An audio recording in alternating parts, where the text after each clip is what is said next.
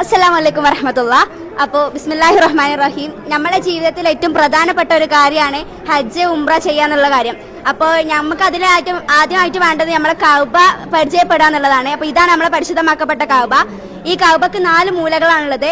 ഹജറുൽ അസ്വദിന്റെ മൂല, റുക്കുനുൽ ഇറാഖ്, റുക്കുനുൽ ഷാമ്, റുക്കുനുൽ യമന്, അങ്ങനെ 4 മൂലകളാണുള്ളത്. പിന്നെ നമ്മൾ തവാഫ് ചെയ്യുമ്പം ഈ ഹജറുൽ അസ്വദിന്റെ ഭാഗം മുതൽ ഇങ്ങനെയാണ് നമ്മൾ തവാഫ് ചെയ്തു വരിക.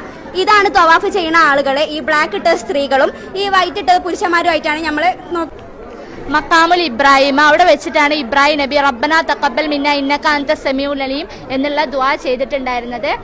ഓക്കെ, ഇത് സംസം കിണറാണ്. സംസം ഒരിക്കലും പറ്റൂല. ഒരുപാട് നമ്മൾ മനസ്സിൽ എന്ത് കരുതണോ ആ ഒരു കാര്യം നമുക്ക് ലഭിക്കാൻ വേണ്ടിയിട്ട് ഈ സംസം വെള്ളം ഏറ്റവും പ്രതിഫലമുള്ള കാര്യമാണ്. ഇതാണ് സഫ മർവ. ഇത് സഫ, ഇത് മർവ. ഇവിടെ മുതൽ തുടങ്ങും, മർവയിൽ അവസാനിക്കും. അങ്ങനെ നമ്മളാണ് ഒരു പ്രാവശ്യം ആയി കൂട്ടണം. ഇങ്ങനെ 7 തവണ ചെയ്യണം. ഇതാണ് മിന. ഇവിടെയാണ് നമ്മൾ രാപ്പാർക്കൽ. ഇതാണ് അറഫ. ഇത് ജംറാത്തുകളാണ്. ഇത് ജംറത്തുൽ ഓല, ഇത് ജംറത്തുൽ ഉസ്ത, ഇത് ജംറത്തുൽ അഖബ.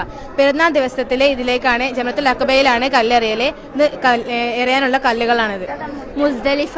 പിന്നെ വാജിബാത്തിൽ നമ്മൾ ഏതെങ്കിലും ഒന്ന് നമുക്ക് ചെയ്യാൻ പറ്റിയിട്ടില്ല എന്നുണ്ടെങ്കിൽ നമ്മൾ അറവ് ചെയ്യുന്ന സ്ഥലമാണ് ഇത്. ആടിന് അങ്ങനെ എന്തെങ്കിലുമൊക്കെ അറവ് ചെയ്ത് കൊടുക്കും. ഇത് ഹജ്ജിന്റെ ഓരോ ഷർത്തുകളും ഫറലുകളൊക്കെയാണ്. അതിന്റെ നിയ്യത്തുകളൊക്കെ ഉണ്ട്. മീഖാത്തുകളാണ്. നമ്മൾ ഇന്ത്യയിൽ നിന്ന് പോകുമ്പോൾ നമ്മള് ഇറാം ചെയ്യേണ്ടത്. ദുൽഹുലൈഫയിലാണ് നമ്മുടെ നബി സല്ലല്ലാഹു അലൈഹി വസല്ലമ തങ്ങള് ഇറാം ചെയ്തിട്ടുണ്ടായിരുന്നത്. ഏറ്റവും ദൂരം കൂടിയത് ദുൽഹുലൈഫയിൽ നിന്നാണ്. പിന്നെ ഇറാം കൊണ്ട് ഹറാമായ കാര്യങ്ങളാണ് ഇതെല്ലാം.